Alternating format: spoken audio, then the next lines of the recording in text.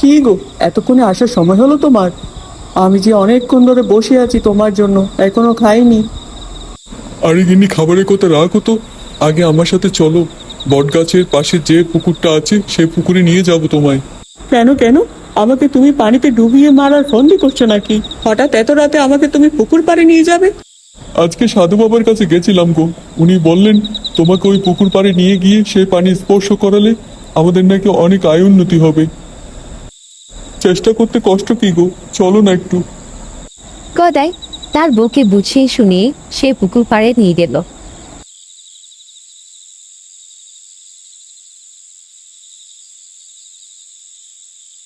ও গিন্নি, তাড়াতাড়ি যাও গো, পানিটা একটু স্পর্শ করে দেখো, দেখি আমাদের ভাগ্যের চাকা ঘুরে কিনা। যাচ্ছি গো যাচ্ছি। কি বোকার পাল্লায় পড়লাম আমি আজকে। নাও, এবার তো স্পর্শ করলাম। কই, কোন দিকে ভাগ্যের চাকা ঘুরবে? আচ্ছা, অনেক রাত হয়ে গেছে, পেটে যে ক্ষুধা চোঁচো করছে, এবার বাড়ি চলো। আরে গিন্নি, সাথে সাথে কি চমৎকার ঘটে। আচ্ছা চলো, বাড়ি চলো, আমারও যে ক্ষুধা লেগেছে। তাড়াতাড়ি দুটো খেয়ে ঘুমিয়ে পড়ি, সকালবেলা দেখবে তুমি আমাদের চমৎকার। আমার সাধু বাবার উপরে অনেক বিশ্বাস।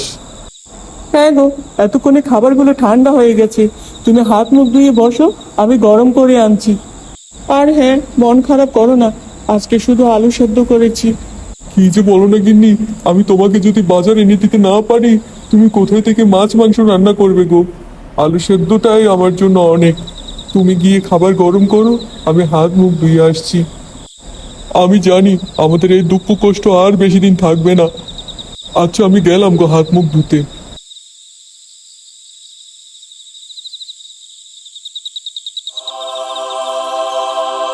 ওমা, একই কাণ্ড!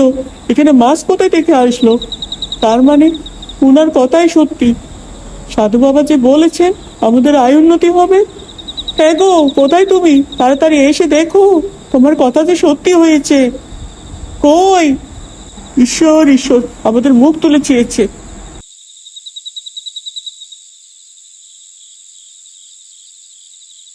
হ্যাঁ গো গিন্নি, আমাদের যে খাওয়ার জন্য কিছুই নেই, ভালো তরকারি নেই, তাই আগে মাছ দিয়ে শুরু হয়েছে।